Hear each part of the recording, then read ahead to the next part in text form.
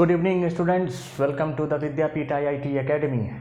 आज हम पढ़ेंगे representation of vectors and classification of vectors. Vector को कैसे रिप्रेजेंट करें, ठीक है, और क्लासिफिकेशन कौन कौन से क्लासिफिकेशंस हैं वेक्टर के, वो देखेंगे। तो चलो सबसे पहले देखते हैं वेक्टर को रिप्रेजेंट कैसे करते हैं। रिप्रेजेंट कहने का मतलब लिखते कैसे हैं, ठीक है। चलो तो ग्राफिकली क्या कहता है, ग्राफिकली,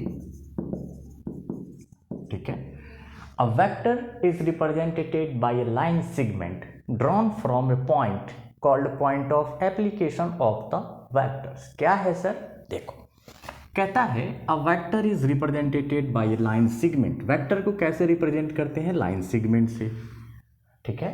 क्या किया मैंने, एक लाइन से इसे रिप्रेजेंट किया। ड्रॉन फ्रॉम ए पॉइंट, किसी एक पॉइंट से किया। इस पॉइंट को क्या कहते हैं, point of application, point of application, ठीक है। अब ये यहां पर एक मैं एरो नोटिफाई कर रहा हूं, इसे कहते हैं एरो हेड। क्या कहते हैं, एरो हेड, ठीक है। एरो हेड ये क्या है, ये है sense of vector, sense of vector और डायरेक्शन ऑफ वेक्टर, ठीक है। डायरेक्शन ऑफ वेक्टर, किस डायरेक्शन में वेक्टर एक्टिंग है वो हम एरो हेड से नोटिफाई करते हैं या इंडिकेट करते हैं, ठीक है। और कुछ पॉइंट जो इसमें समझना है, ठीक है। Vector acting away from the point of application और towards from the point of application. क्या है, vector is acting away or towards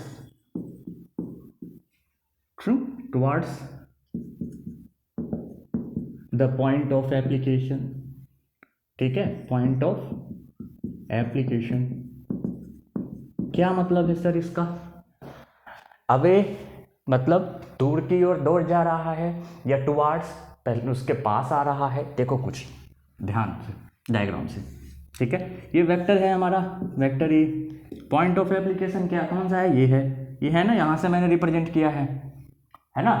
तो अब ये क्या है, vector is acting away from the point of application, दूर जा रहा है, दूर जा रहा है ना, ये दूर गया ना इससे, पॉइंट ऑफ एप्लीकेशन से। तो इसे क्या बोलेंगे हम लोग, vector is acting away from the point of application, ठीक है। Vector is acting away from the point of application, vector is acting away from the point of application. Same इसी केस में अगर डायग्राम को थोड़ा चेंज कर दें हम, ठीक है, ये जो हमारा वेक्टर है इसका डायरेक्शन हम अपोजिट में इंडिकेट करें, ठीक है। पॉइंट ऑफ एप्लीकेशन यही है, सेम एज इट इज, है ना, हाँ है। तो अब इसे क्या कहेंगे हम, इसे कहेंगे एंगल थीटा है, ठीक है। इसे कहेंगे vector is acting towards from the point of application, ठीक है, टुवर्ड्स, ठीक है, टुवर्ड्स, कहाँ, पॉइंट ऑफ एप्लीकेशन से। ये बात क्लियर है। कुछ और पॉइंट देखते हैं तो फिर और क्लियर हो जाएगा। जैसे कोई एक बॉडी है, a body is moving with a velocity of 10 metre पर second along north east direction. क्या है मतलब सर, ये देखो ये बॉडी है, ये मूव कर रहा है नॉर्थ ईस्ट डायरेक्शन में, कितने वेलोसिटी से, 10 मीटर पर सेकेंड से, 10 मीटर पर सेकेंड से, ठीक है। तो इसे क्या लिख सकते हैं हम लोग, इसे लिख सकते हैं कि a body is moving with a velocity, ठीक है, ऑफ 10 मीटर पर second along north east direction, ठीक है। तो एक बार फिर से समझो क्या है, वेक्टर एक लाइन से रिप्रेजेंट करते हैं, जहां से ड्रॉ किया है उसे पॉइंट ऑफ एप्लीकेशन, जो एरो है उसे सेंस ऑफ वेक्टर या डायरेक्शन ऑफ वेक्टर, ठीक है। और यहाँ away from the point of application और towards from the point of application, point of application से दूर जा रहा है तो अवे, पॉइंट ऑफ एप्लीकेशन के पास आ रहा है तो टुवार्ड्स, ठीक है। और देखो इसे हम लोग रिप्रेजेंट कैसे करते हैं, तो ए वेक्टर, ठीक है, ए के ऊपर एक हम एरो इंडिकेट करते हैं, इसे क्या बोलते हैं, ए वेक्टर, ठीक है। ये पॉजिटिव क्वांटिटी है, ठीक है, तो इसे हम लोग लिखते हैं ए वेक्टर, ठीक है, equals mod a equals to a vector, ठीक है, ये होता है। अब हम देखेंगे कि क्लासिफिकेशन, कौन कौन से क्लासिफिकेशन है वेक्टर के, ठीक है, तो चलो देखते हैं।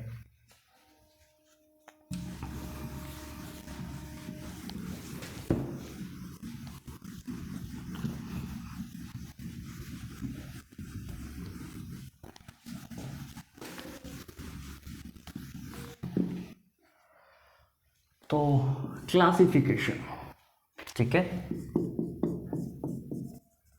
क्लासिफिकेशन ऑफ वेक्टर्स, ठीक है। फर्स्ट जो है हमारा फिक्स्ड वेक्टर, क्या है, फिक्स्ड वेक्टर्स, ये क्या होता है, तो ऐसा vector, those vectors whose initial position is fixed is called fixed vector. क्या मतलब है, देखते हैं, ठीक है, ऐसा वेक्टर जिसका इनिशियल पोजीशन फिक्स हो, ठीक है, ये हमारा क्या है, इनिशियल पोजीशन ए, और ये क्या है हमारा बी, तो ये हमारा फिक्स है, 3.5 अगर ले ले इसका मीटर, तो ये हमारा क्या है, फिक्स्ड है, ठीक है। ये जो हमारा ये पॉइंट है, ये क्या है, इनिशियल पॉइंट, इनिशियल पोजीशन, ठीक है, ये फिक्स्ड है। ऐसे वेक्टर को हम कौन सा बोलेंगे, फिक्स्ड वेक्टर। प्रैक्टिकल एग्जांपल में ये इसे डिस्प्लेसमेंट वेक्टर भी कहते हैं, डिस्प्लेसमेंट वेक्टर। और क्या एग्जांपल्स हो सकते हैं, और हो सकता है किसी पॉइंट का मोमेंट ऑफ फोर्स, ठीक है, कैलकुलेट करना, ठीक है, तो moment of force, moment of force about a point, ठीक है। मोमेंट ऑफ फोर्स क्या होता है, फोर्स इनटू परपेंडिकुलर डिस्टेंस, ठीक है, मोमेंट ऑफ फोर्स क्या होता है, फोर्स इनटू परपेंडिकुलर डिस्टेंस, ठीक है, फोर्स इनटू परपेंडिकुलर डिस्टेंस। इसके बारे में आगे पढ़ेंगे हम लोग, मोमेंट के बारे में दूसरे चैप्टर में, लेकिन अभी हम फिक्स्ड वेक्टर के बारे में क्या जान रहे हैं कि इनिशियल जो पोजीशन है वो अगर फिक्स होगा तो उसे हम फिक्स्ड वेक्टर कहते हैं। नेक्स्ट जो टाइप है वो है स्लाइडिंग वेक्टर। नाम से ही क्लियर है कि ये मूव कर रहा होगा, है ना, स्लाइडिंग वेक्टर, नाम से क्लियर लग रहा है ना, ठीक है। तो some vectors are not fixed, कुछ वेक्टर फिक्स नहीं होता है, they can move along their line of action. क्या मतलब है, मतलब है force on a rigid body, कोई एक रिजिड बॉडी ले लो, बॉल ले लो, ठीक है, क्रिकेट खेलते हो ना, हाँ खेलते हो, तो फोर्स यहां से देते हैं, ठीक है, ये फोर्स यहां से मैंने अप्लाई किया, तो लाइन ऑफ एक्शन क्या है, बॉल किधर जाएगा, इधर ही जाएगा, जाएगा ना, हाँ जाएगा, तो बॉल इधर गया तो लाइन ऑफ एक्शन ये है, तो अब एफ है, तो बॉल, ये लाइन ऑफ एक्शन यहां पर भी क्या होगा, एफ होगा, होगा ना। तो कहता है कि फोर्स जब अप्लाई करेंगे तो जो हमारा मैग्नीट्यूड है, डायरेक्शन है और सेंस है, रिमेन्स सेम। क्या मतलब है, जो हमारा मैग्नीट्यूड है, डायरेक्शन है और सेंस है वो सेम ही रहेगा, बदल नहीं जाएगा। बॉल को आगे फेंकोगे तो मैग्नीट्यूड बदल जाएगा, नहीं बदलेगा, डायरेक्शन बदल जाएगा, नहीं बदलेगा, ठीक है, और जो सेंस है वो भी नहीं बदलेगा। तो ऐसे वेक्टर को हम लोग क्या कहते हैं, स्लाइडिंग वेक्टर, ठीक है, क्या कहते हैं, स्लाइडिंग वेक्टर, ठीक है। अब देखो कि ये स्लाइडिंग वेक्टर में कैसे हम कह सकते हैं, ठीक है, force can be move along their line of action। ठीक है, अब देखो कुछ और टाइप देखते हैं कि फ्री वेक्टर कौन सा है। ठीक है, नेक्स्ट टाइप है फ्री वेक्टर्स।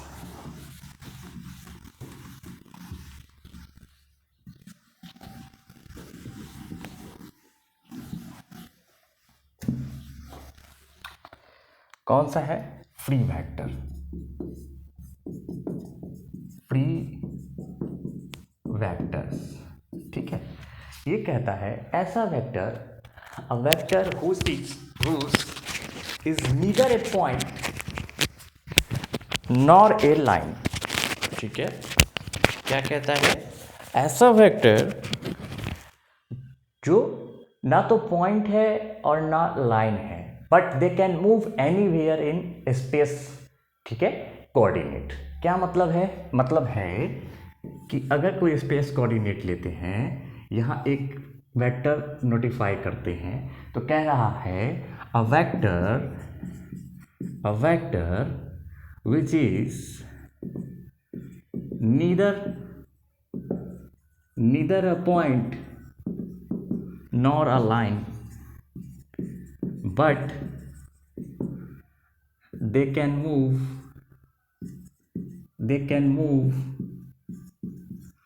ठीक है, anywhere in a space, any space coordinate। ठीक है, ठीक है, बट मैग्नीट्यूड और डायरेक्शन जो है वो हमारा कांस्टेंट रहेगा। ठीक है, magnitude and direction, magnitude plus direction हमारा क्या रहेगा? फिक्स्ड रहेगा। ठीक है, तो ये हमारा है, ये इससे यहाँ भी मूव कर सकता है, सेम मैग्नीट्यूड और डायरेक्शन से यहाँ भी मूव कर सकता है, यहाँ भी मूव कर सकता है। तो ऐसे वेक्टर को हम क्या बोलेंगे? Free vectors. ठीक है, चलो अब नेक्स्ट टाइप देखो। नेक्स्ट है फोर्थ, देखो कि नेक्स्ट कौन सा है? Null vector. ठीक है, नल वेक्टर।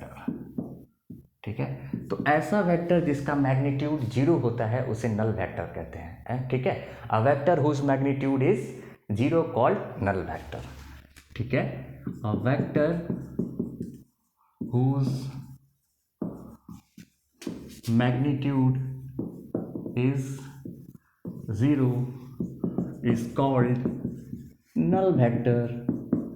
null vector, ठीक है, तो इसे हम लोग रिप्रेजेंट कैसे करते हैं?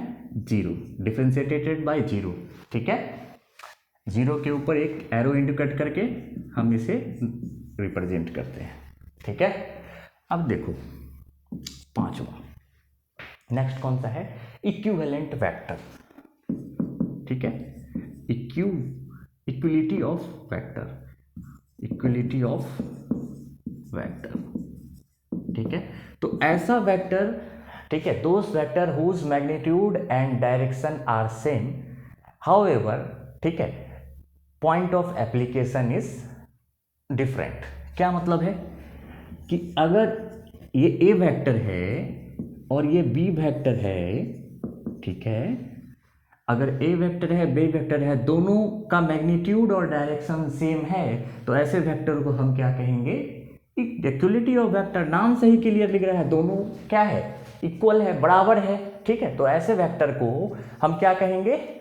ये दोनों वेक्टर इक्वल है ना मैग्नीट्यूड और डायरेक्शन में, तो ऐसे वेक्टर को क्या बोलेंगे? Equality of vector. चलो ठीक है, नेक्स्ट देखो कि 6 टाइप कौन सा है। ठीक है, इक्वलिटी।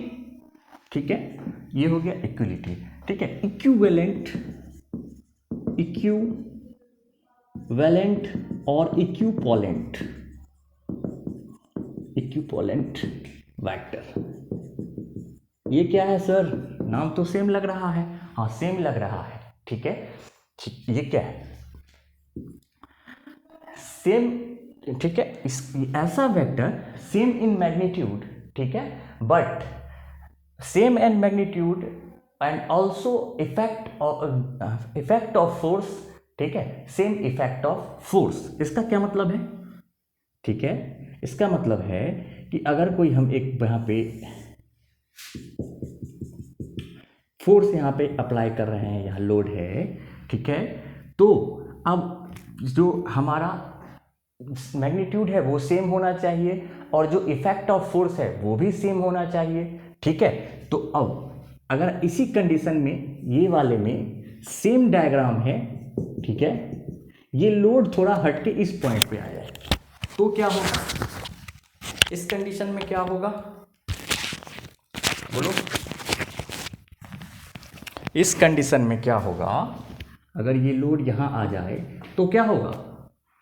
तो ये डिफरेंट डिफ्लेक्शन है, डिफरेंट डिफ्लेक्शन है ना।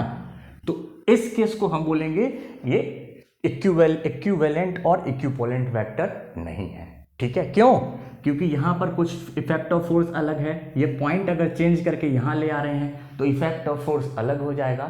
तो ऐसे वेक्टर को हम लोग कैन नॉट बी इक्विवेलेंट और इक्विपोलेंट वेक्टर। ठीक है, और देखते हैं कौन कौन सा टाइप है।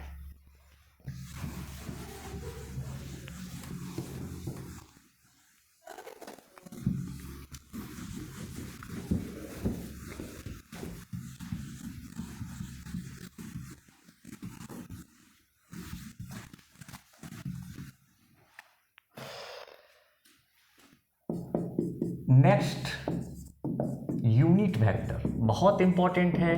इससे जेईई मेंस, गेट, बीपीएससी सभी में क्वेश्चन आते हैं। ठीक है, ठीक है, इंपॉर्टेंट है, इसे समझना जरूरी है। ठीक है, कहता है a vector whose magnitude is 1 is called unit vector. Symbol है, हाँ है। ठीक है, a vector whose magnitude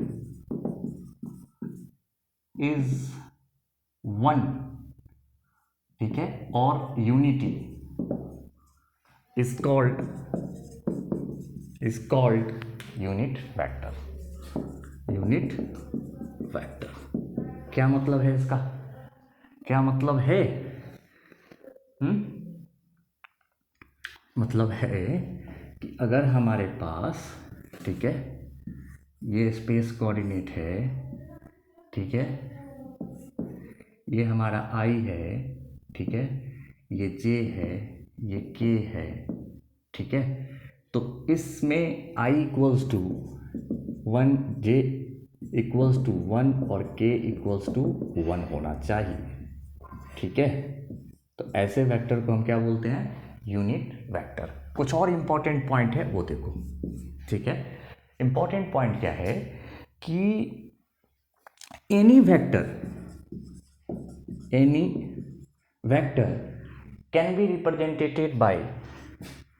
can be represented by, ठीक है, क्या? Product of magnitude into unit vector. जैसे ए वेक्टर हम कंसीडर करते हैं तो इसे लिख सकते हैं हम लोग, ठीक है, magnitude of a into unit vector n cap. ठीक है, इसे रिप्रेजेंट एन कैप से करते हैं। किससे करते हैं? एन कैप से। तो ये अब एन कैप इक्वल्स टू क्या लिख सकते हैं? ये फॉर्मूला निकल के आ गया यूनिट वेक्टर का। ठीक है, vector a by magnitude of a, ये इंपॉर्टेंट है, ट्रिपल स्टार में ध्यान देना इसको। ठीक है, इस पे न्यूमेरिकल सॉल्व करेंगे अभी। ठीक है, तो क्या देखें हम? ऐसा वेक्टर जिसका मैग्नीट्यूड 1 है उसे यूनिट वेक्टर कहते हैं। i equals to 1, j equals to 1, k equals to 1, यानी किसी भी वेक्टर को हम यूनिट वेक्टर में लिख सकते हैं। कैसे लिख सकते हैं? जैसे ये पॉइंट ऑफ एप्लीकेशन है ना, तो यहाँ से अगर कोई वेक्टर हमारा a है, ये a वाला वेक्टर, ठीक है, तो इसी पॉइंट से हम यूनिट वेक्टर को भी नोटिफाई कर सकते हैं। ठीक है, एन कैप, ये देखना ध्यान से कंसेप्ट को। ठीक है, यही लिखा है मैंने। ठीक है, magnitude of a into n cap, एक vector equals to magnitude of a into n cap. किसी भी वेक्टर को हम इस तरीके से लिख सकते हैं। चलो नेक्स्ट, इस पे न्यूमेरिकल्स करके देखते हैं। ठीक है, उससे पहले एक पॉइंट और नोट करके देख लो। ठीक है, जो हमारा मैग्नीट्यूड है, यहाँ मैग्नीट्यूड का क्या फॉर्मूला है, मैग्नीट्यूड ए ऑफ ए, वो कैसे निकालते हैं, ठीक है। तो इसके लिए अगर हमारे पास लेट, ठीक है, वेक्टर ए इक्वल्स टू दिया हुआ है, क्या दिया हुआ है, x i plus y j plus z k, इस कंडीशन में मैग्नीट्यूड का क्या फॉर्मूला होगा, magnitude of a, magnitude of a लिख सकते हैं हम लोग x square plus y square plus z square, ठीक है। ये यहाँ पे देखना, ये कंसेप्ट है, तो सब स्टार पॉइंट करके लिखते जाना, सारा इंपॉर्टेंट पॉइंट है इसमें, ठीक है। छोटे छोटे पॉइंट है लेकिन बहुत इंपॉर्टेंट है, समझ के चलना, नोट्स कर लो। अब देखते हैं कुछ न्यूमेरिकल्स करके, देखते हैं कि कैसे सॉल्व करें, ठीक है।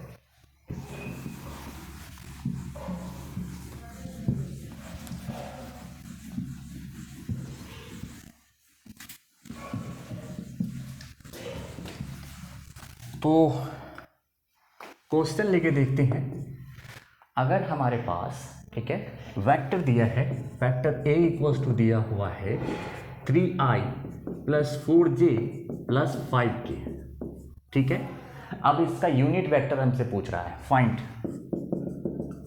Find unit vector equals to how much.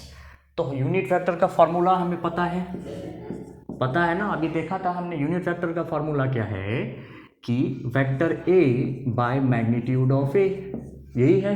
तो vector a as it is 3i plus 4j plus 5k upon magnitude of a, formula पता है हमें, एक्स स्क्वायर, एक्स कितना है 3, तो 3 का स्क्वायर, वाई कितना है 4 का स्क्वायर प्लस 5 का स्क्वायर, ठीक है। तो इसे सॉल्व करेंगे, कितना आएगा 3i plus 4j plus 5k upon कितना होगा 9 प्लस 16 प्लस 25, कितना होगा 3i plus 4j plus 5k upon √50, और √50 को क्या लिख सकते हैं हम लोग, 3i plus 4j plus 5k, √50 को तो 5 × 5 यानी 5√2, ये लिख सकते हैं। तो ये हमारा क्या आ गया, मैग्नीट्यूड, आंसर, ठीक है। इस पे न्यूमेरिकल्स आते हैं जेईई मेंस प्लस गेट दोनों में, ठीक है। चलो और कुछ न्यूमेरिकल्स लेके देख लेते हैं, न्यूमेरिकल्स देखते हैं। तो क्वेश्चन अगर हमें गिवन कर दिया, क्या गिवन कर दिया कि फाइंड द मैग्नीट्यूड, ठीक है, क्या किया, determine the magnitude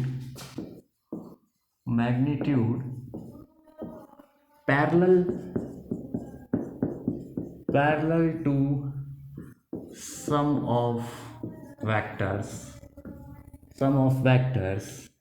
3i plus 2j plus 4k and 4i plus 2j plus 5k, ठीक है। तो क्या हमें निकालना है, मैग्नीट्यूड, क्या फाइंड आउट करना है हमें, मैग्नीट्यूड। तो ये अगर ए वेक्टर है हमारा, इसे ए अज्यूम कर ले, तो 3i plus 2j plus 4k, और इसे बी अज्यूम कर ले, बी वेक्टर अज्यूम कर ले, तो 4i plus 2j plus 5k, ठीक है ना। दो वेक्टर दिया है, इन दोनों का हमें सम देखना है। तो सम का कंसेप्ट मैंने प्रीवियस वाले वीडियो में बता रखा है, सम कैसे निकालेंगे, a प्लस बी, तो i वाला i के साथ ऐड होगा, j वाला j के साथ ऐड होगा, और k वाला k के साथ। तो ये कितना होगा 4 + 3 7i plus 4j plus 9k, ठीक है। ये आ गया हमारा, क्या आ गया, सम। अब इसका मैग्नीट्यूड पूछा है हमें, डिटरमाइन द मैग्नीट्यूड, ठीक है। तो मैग्नीट्यूड निकालो, इसका magnitude of a plus b, क्या होगा मैग्नीट्यूड, इसका मैग्नीट्यूड होगा √7 का स्क्वायर, x का स्क्वायर प्लस y का स्क्वायर यानी 4 का स्क्वायर प्लस 9 का स्क्वायर यानी z का स्क्वायर। तो ये कितना होगा 49 प्लस 16 प्लस 81, इसको ऐड कर लो तो 50 और प्लस 15 65 और प्लस 80 65 प्लस 81 ये कितना होगा 6 और ये होगा 14 146। अब इसका रूट फाइंड आउट करके आंसर लिख देंगे। ठीक है, तो जो होगा हमारा आंसर होगा। ठीक है, तो नेक्स्ट क्लास में और न्यूमेरिकल सॉल्व करेंगे हम, जितने भी वेक्टर्स के न्यूमेरिकल बचे हैं वो सब सॉल्व करेंगे और transformation of scalar and vector का लेक्चर स्टार्ट करेंगे। ठीक है, चलो ठीक है।